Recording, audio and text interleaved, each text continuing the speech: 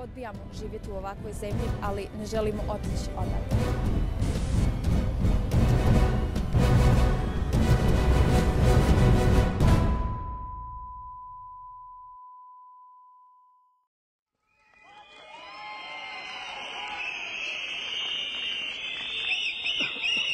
Mi ne govorimo jezikom ulice.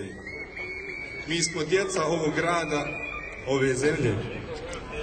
Rekli su nam da ne možemo ništa promijeniti, a mi smo na -10 došli jer mislimo svojom glavom.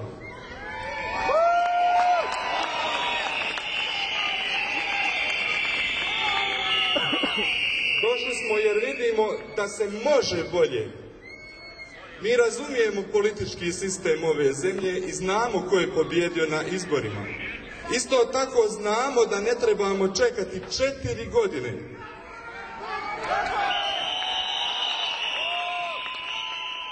Da bi izrazili svoje nezadovoljstvo.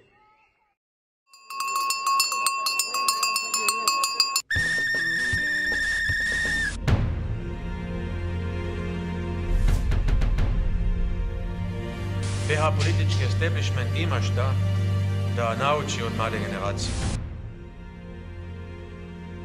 Pa u ratu je bilo bolje nego ovo sad bolje. Eto šta radi. Ubijaju nas, ali ne mogu nas pobiti. Ima nas, hvala Bogu još. Možemo slobodno reći, ovo je već rat. Rat protiv nedužnih, rat protiv naše djece i rat protiv svih nas. U demokratiji građani imaju krajnju moć. Vidite ovu ruku, ja mogu da radim. I kada građani lobiraju, ugašena je još jedna u nizu kulturnih institucija u našoj zemlji. kad vode kampanje i kad se žale, Pored ulaza je postavljena i državna zastava na pola koplja. i stavljaju u prvi plan svoje predstavnike, mogu postići ovo što žele. Ovo je sramota poniženje svih nas u Bosni i Hercegovini. A ovo nije u redu. 22 godine sam radila, sad sam na ulici. Ušćemo državu i vijeće ministara i to će donijeti Gdje su naši milijarderi bosanski? neki rezultat, vjerovatno nakon dugo vremena. Što ne dođu da vide ovu gladnu raju. Očigledno je da kriminalci, psihopati, bezdušnici rukovode državom te nas vode u konačnu propast. Dosta je bilo manipulisanja, dosta je bilo podjela među nama, dosta je.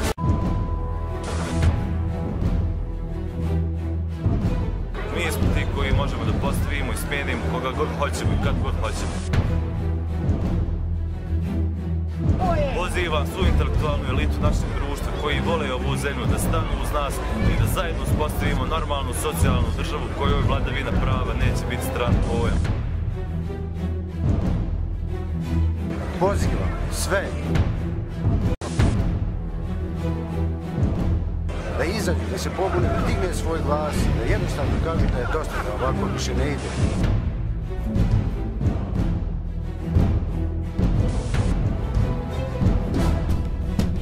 Da nas bude što više i više, iz nedelje u nedelju, svake nedelje.